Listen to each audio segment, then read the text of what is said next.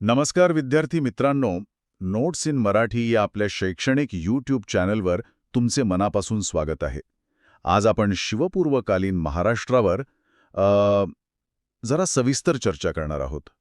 म्हणजे 17व्या शतकाच्या सुरुवातीला शिवाजी महाराजांच्या उदयापूर्वी इथली परिस्थिती नेमकी कशी होती. बरोबर.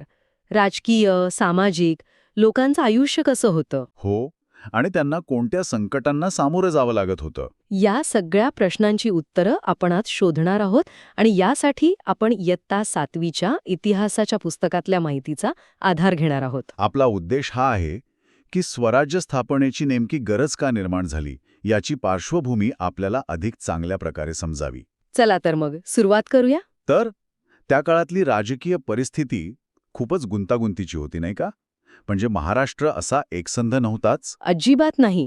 महाराष्ट्राचा जो बहुतांश प्रदेश आहे तो अहमदनगरचा निजामशाह आणि विजापूरचा आदिलशाह हो, यांच्या ताब्यात होता आणि या दोघांमध्ये सतत संघर्ष चालायचा. आणि वरून मुघलांचा धोका होताच. अगदी.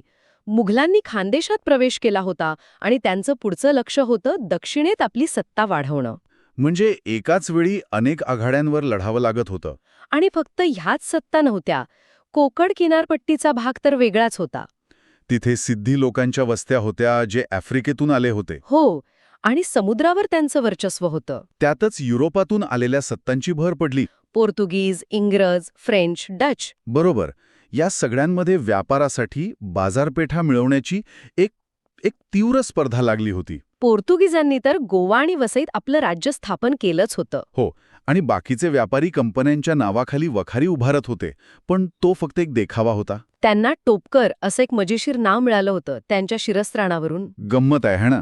पण या सगळ्या सत्तांच्या आपापसातील संघर्षामुळे महाराष्ट्रात एक प्रकारची अस्थिरता आणि असुरक्षितता कायम होती, हे नक्की. या सगळ्या राजकीय गोंधळात मग सामान्य माणसाचं काय, त्याचं आयुष्य कसं चालत होतं, म्हणजे गावांचा कारभार कसा होता. त्यासाठी आपल्याला गाव, कसबा आणि परगणा ही प्रशासनाची रचना समजून घ्यावी लागेल. सुरुवात गावापासून करूया. हो, गाव ज्याला मौजा असंही म्हणत. बहुतेक लोक गावांमध्येच राहायचे. आणि गावाचा प्रमुख असायचा पाटील. अगदी बरोबर. पाटलाचं मुख्य काम होतं गावात शांतता राखणं आणि जास्तीत जास्त जमीन लागवडीखाली कशी येईल हे पाहणं, कारण महसूल त्यावरच अवलंबून होता. आणि पाटलाच्या मदतीला कुलकर्णी, जो सगळा हिशोब ठेवायचा. हो, जमा झालेल्या महसुलाची नोंद ठेवणं हे त्याचं काम. याशिवाय गावात विविध कारागीर होते, ज्यांना आपण बलुतेदार म्हणतो. बरोबर.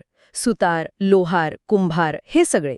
ते गावाला सेवा द्यायचे आणि त्या बदल्यात त्यांना शेतकऱ्यांकडून उत्पन्नाचा काही वाटा मिळायचा. यालाच बलुत म्हणत, हो की नाही? हो, ही एक प्रकारे सेवा वस्तू विनिमय पद्धत होती. आणि मग अनेक गावं मिळून परगणा तयार व्हायचा. हो, आणि परगण्याचं जे मुख्य ठिकाण असायचं त्याला कसबा म्हणत. कसबा म्हणजे आजच्या तालुक्याच्या ठिकाणासारखं काहीसं? साधारण तसंच. म्हणजे ते एक मोठं खेडेगावच असायचं जिथे बाजारपेठ असायची. त्याला पेठ म्हणत. आणि या पेठेचा कारभार शेठे आणि महाजन पाहत असत. महाजन म्हणजे हिशोब ठेवणारे. बरोबर. आपल्याला काही उदाहरणंही मिळतात, जसं की वीरमाता जिजाबाईंच्या आज्ञेनुसार पुण्याजवळ जिजापूर नावाची पेठ वसवली गेली होती. आणि खेडजवळ शिवापूर ही शिवाजी महाराजांच्या नावाने वसवलेली पेठ होती. तर प्रशासनातला सगळ्यात मोठा घटक म्हणजे परगणा. आणि प्रत्येक परगण्यात गावांची संख्या समान नसायची. नाही. उदाहरणार्थ पुणे परगणा खूप मोठा होता. त्यात सुमारे 290 गावं होती. तर शिरवळ परगणा लहान होता, फक्त 40 गावांचा. आणि या परगण्याचे अधिकारी म्हणजे देशमुख आणि देशपांडे. हो, हे वतनदार अधिकारी होते. देशमुख हा परगण्यातील सगळ्या पाटलांचा प्रमुख, तर देशपांडे सगळ्या कुलकर्ण्यांचा प्रमुख. म्हणजे ते सरकार आणि रयत यांच्यातला एक दुवा होते. अनेकदा ते आपल्या अधिकारांचा गैरवापर करून प्रजेला त्रासही देत असत. त्यामुळे ते स्वतःचंच एक सत्ता केंद्र बनले होते. म्हणजे एकीकडे सुलतानांची अस्थिरता आणि दुसरीकडे या वतनदारांचा त्रास. आणि या सगळ्यावर कडी म्हणजे निसर्गाचा कोप. दुष्काळ. हो, त्या काळात लोकांसमोरचा सर्वात मोठं संकट होतं ते म्हणजे दुष्काळ. शेती पूर्णपणे पावसावर अवलंबून. आणि पाऊस पडला नाही की लोकांवर उपासमारीची वेळ यायची. अन्नधान्याची टंचाई, जनावरांना चारा नाही, पाण्याची तीव्र टंचाई. यामुळे लोकांना गाव सोडून दुसरीकडे जावं लागायचं. आणि इथेच गोष्ट खूप गंभीर होते. आपण 1630च्या महाभयंकर दुष्काळाबद्दल बोलतोय. हो, या दुष्काळाने लोक अक्षरशः हवालदिल झाले होते. परिस्थिती इतकी बिकट होती की भाकरीच्या तुकड्यासाठी लोक स्वतःला विकायला तयार होते. पण विकत घेणारच कोणी नव्हतं. हे वर्णन वाचलं की अंगावर काटा येतो. खरंय, कुटुंबांच्या कुटुंब उद्ध्वस्त झाली, गुरंढोरं मेली, शेती, उद्योगधंदे सगळं संपलं. आणि या सगळ्या उद्ध्वस्त झालेल्या आयुष्याची घडी पुन्हा बसवणं हे एक खूप मोठं आव्हान होतं. अशा परिस्थितीत जेव्हा सगळीकडून निराशा असते तेव्हा समाजात चैतन्य कोण निर्माण करणार?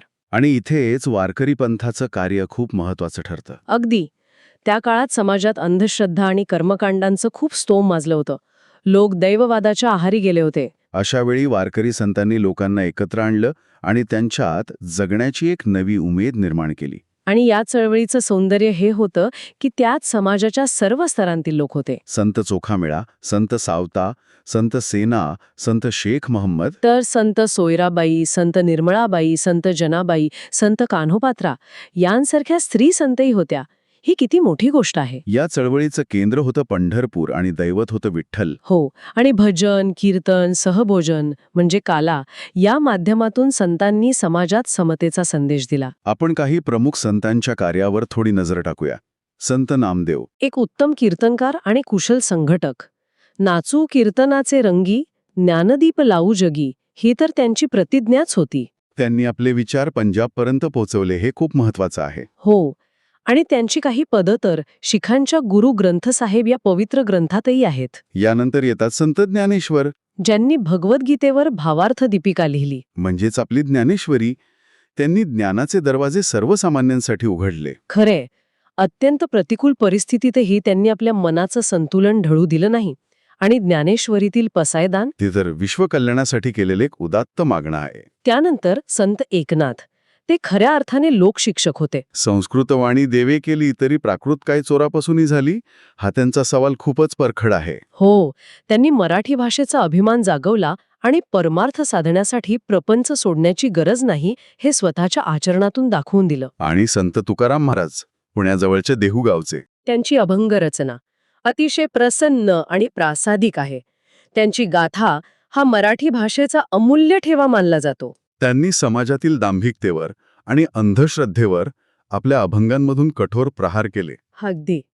जे का रंजले गांजले त्यांचे म्हणे जो आपुले, या एका ओळीत त्यांनी मानवतेचं सार सांगितलं आहे. तर आज आपण पाहिलं की शिवपूर्वकालीन महाराष्ट्र राजकीयदृष्ट्या पूर्णपणे विखुरलेला होता. प्रशासनाची एक विशिष्ट रचना होती, पण तीही कमकुवत होती. आणि दुष्काळासारख्या नैसर्गिक आपत्तीने लोकांचं जीवन उद्ध्वस्त झालं होतं. आणि अशा कठीण परिस्थितीत संत चळवळीने लोकांमध्ये आत्मविश्वास, आत्मसन्मान आणि एकतेची भावना निर्माण केली. संतांच्या या कार्यामुळे समाजात जी जागृती झाली, तीच पुढे शिवाजी महाराजांच्या स्वराज्य स्थापनेसाठी एक भक्कम पाया ठरली असं म्हणायला हरकत नाही. ही चर्चा संपवताना एक विचार मनात येतो.